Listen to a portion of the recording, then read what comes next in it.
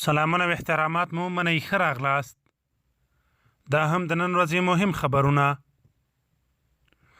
طالبانو په غور ولایت کې د کابل ادارې 15 تنه عسکر او پولیس له خپل زندان څخه خوشي کړي دي. بغلان ولایت کې د دولتي ځواکونو چورلکه لوېدلې.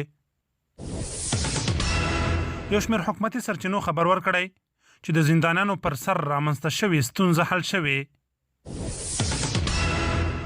صلاح الدین رباني عبدالله ته په اشارې ویلي د څو وزارتونو لپاره د بل واقعي ګډون د جمعیت ګوند هدف نه دی. یو شمېر معتبرو سرچینو رسنیو ته ویلي چې ډاکټر عبدالله د خپلې برخې د نوماند وزیرانو لیست ولسمشر غني ته سپارلی دی. کابل کې په نننۍ نړیواله غونډه کې د 20 هیوادونو او نړیوالو بنسټونو استازي برخه اخلي.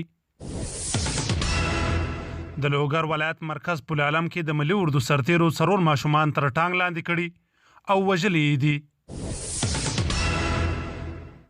د طالبانو سیاسي مرستال ملا برادر او د جرمني استازي د دوحې تړون په تطبیق او د بهرنیو ځواکونو په وتلو خبرې کړي.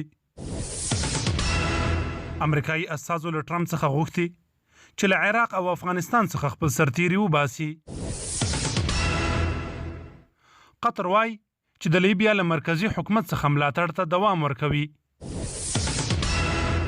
امریکا یو ځل بیا شمالي کوریا سره مذاکراتو ته تیاری ښودلی. د خبرونو پای.